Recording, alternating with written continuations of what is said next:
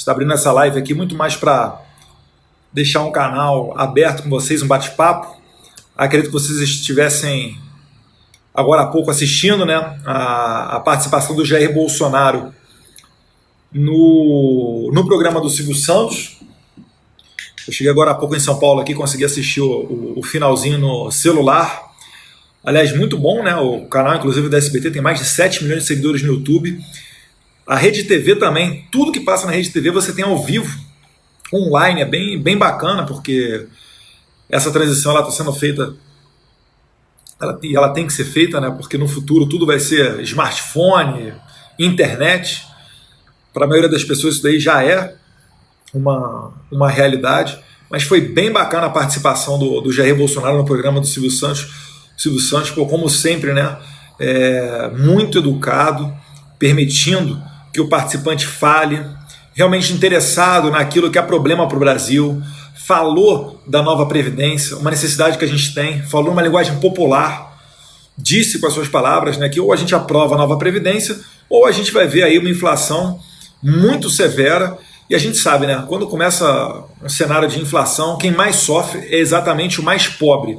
Então cuidado com o que você se informa, cuidado para não acabar caindo em alguma mentira, em alguma pegadinha, porque quem diz que o Brasil não precisa de reforma nenhuma está totalmente enganado, né? E na verdade é nova Previdência, porque não se trata apenas de uma reforma. O governo, a equipe do Paulo Guedes não está dando um tapa nessa Previdência para daqui a 10 anos ser preciso outra reforma tão severa quanto essa atual. Ele está fazendo um sistema de transição, mas isso daí exige um tempo e é um assunto específico que eu não gostaria de comentar com vocês agora. Queria deixar aberto aí. Obrigado, Amanda Graziella, foi ótimo. O Cid Camacho, tô com olheiras, hein, jovem, dormi pouco. Eu tô com olheira? Dormi pouco, doente. Obrigado pelo elogio aí, Cid, para você também. Aqui no Instagram tem o José Pereira de Souza, Laila, Carla Zambelli, beijo, Carla Zambelli. Aliás, eu quero trocar uma ideia contigo, Carla, sobre essas coisas que estão acontecendo recentemente, de derrubar perfis aí, ver se a gente pode fazer alguma coisa, no sentido de obter alguns esclarecimentos, né? Nós somos contra qualquer tipo de regulação da internet, porque a gente sabe que a partir do momento em que você faz um tipo de controle, é porque um ser humano vai estar lá para dizer o que é certo e o que é errado. E isso daí por si só, na minha opinião, já configura uma censura. Então a internet ela tem que ser livre, a gente não pode apoiar nenhuma dessas medidas com nome bonitinho, né? Tipo democratização da imprensa, ou qualquer coisa que seja, porque na verdade, no final das contas, a gente sabe que isso aí vai servir para tesourar você, para realmente não permitir que você poste tudo que você deseja. O caso recente que aconteceu, principalmente com Paul Joseph Watson, ele é um youtuber, ele é branquinho, faz um monte de vídeo em inglês, né? Acho que ele até é inglês, se não me engano, pelo menos tem um sotaque. Ele é muito famoso na internet, muito focado na política norte-americana. E foi engraçado porque no vídeo em que ele fala do gancho dele, compararam ele, né? Falaram que ele é um sujeito perigoso, compararam ele a terroristas. Eu fico, meu Deus do céu, né? Quando você quer fazer o mal, o que não falta faltam palavras para dizer o que é isso, né? É a mesma coisa que falar que o fogo é frio, que a água não é molhada, enfim, é bizarro como que as coisas assim vão se desenhando para você construir essa narrativa de fake news, discurso de ódio, e a gente sabe que as pessoas só estão ali expressando as suas opiniões. E por mais que seja fake news também, gente, vamos lá.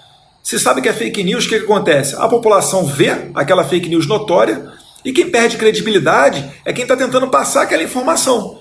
Então, na segunda vez que você olhar aquela pessoa falando sobre algum determinado assunto, você vai acabar pensando duas vezes. Ou o que acontece também? Você deixa de seguir essa pessoa ou deixa de ler aquele determinado jornal e ele é que vai perdendo crédito.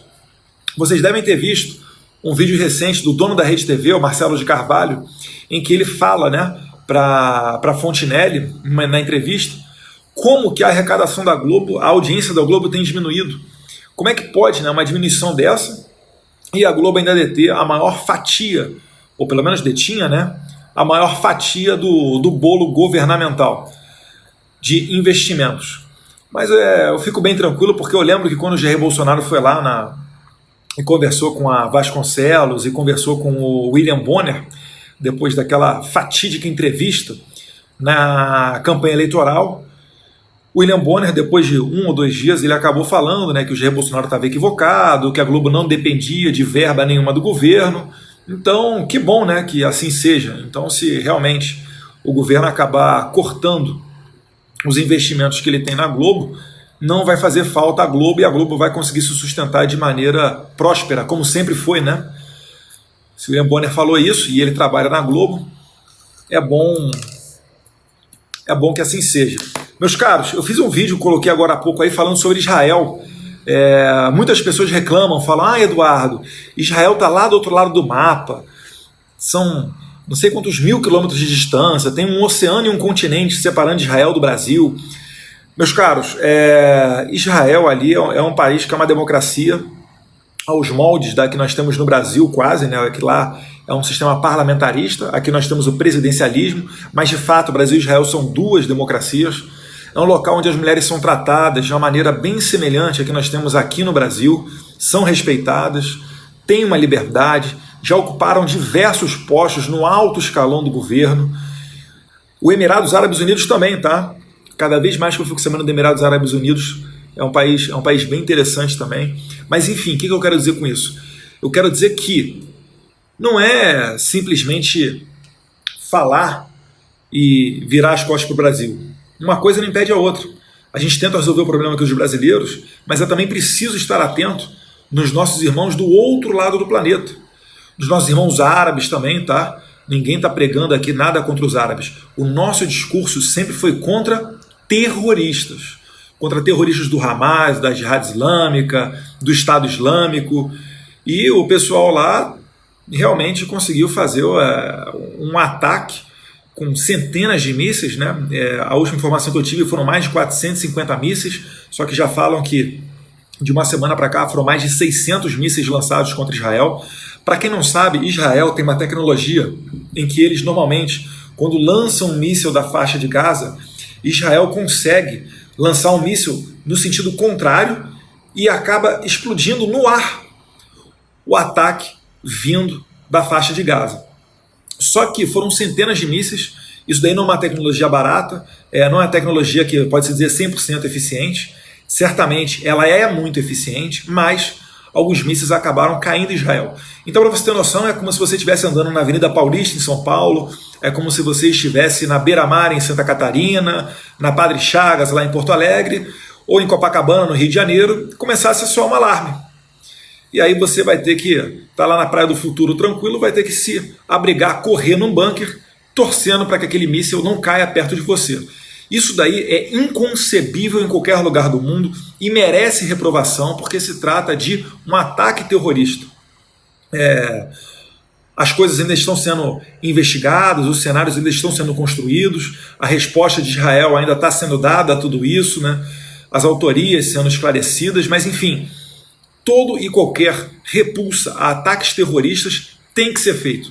E eu lembro a vocês que muitas das pessoas vêm defender, querer justificar qualquer desses ataques terroristas. Eu lembro a vocês que Israel nunca, jamais lançou mísseis para qualquer país que fosse, aleatoriamente, podendo cair em civis, podendo cair em escolas, em jardim de infância, como aconteceu agora recentemente.